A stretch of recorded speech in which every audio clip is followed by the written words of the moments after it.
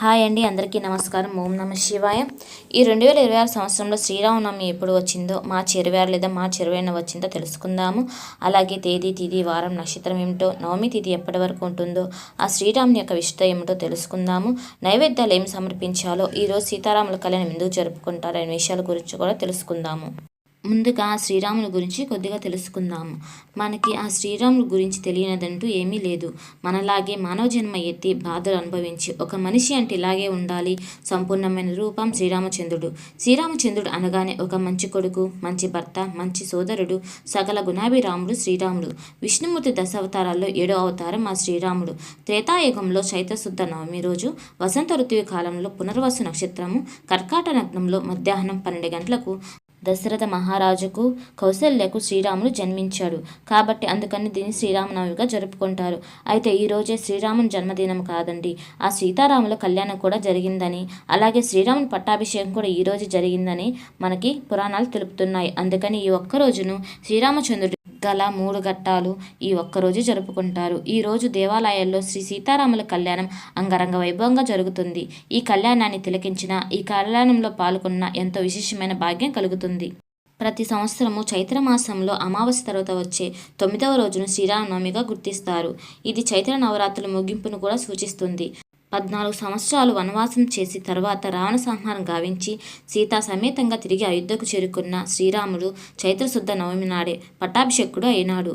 శ్రీ సీతారాముల కళ్యాణం కూడా ఈ ముహూర్తాన్ని జరిగిందని భక్తుల విశ్వాసం.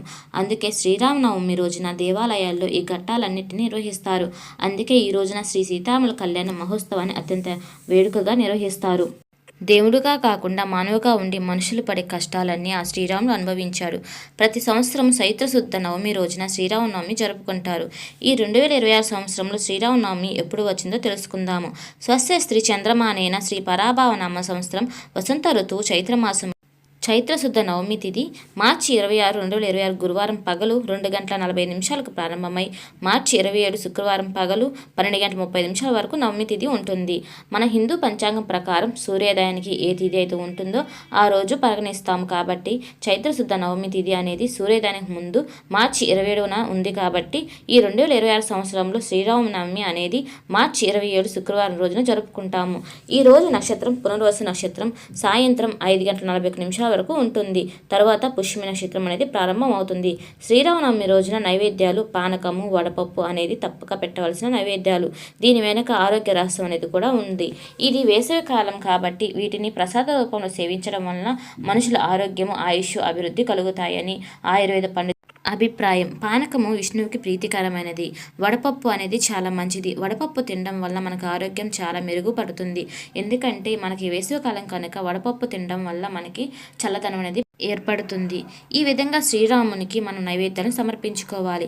అయితే ఈ రోజు మనకి మార్చి 27వ తేదీన శ్రీరామునికి ఎప్పుడు పూజ చేయాలి అంటే మధ్యాహ్నం 12 గంటల సమయంలో పూజ చేసుకోవడం వలన చాలా మంచిది.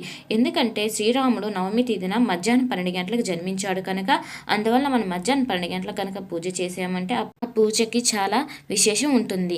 ఈ రోజు శ్రీరాముని పూజ చేసుకునే వాళ్ళు శ్రీరాముని మంత్రం కానీ, శ్రీరాముని తారక మంత్రం కానీ, శ్రీరాముని అష్టోత్తరం కానీ ఇవన్నీ స్వామివారికి జపించుకొని పూజ చేసుకోండి. ఎందుకంటే మీకున్న అన్ని సమస్యలు దూరం అయిపోతాయి. భార్యాభర్తల కలహాలు కానీ, ఇంట్లో డబ్బు సమస్యలు కానీ అన్నీ దూరం అవుతాయి. ఈ వీడియో మీ అందరికి నచ్చినట్లయితే నాకు చిన్న లైక్ చేయండి, షేర్ చేయండి, సబ్స్క్రైబ్ చేయండి, ఆల్ మీద ప్రెస్ చేయండి.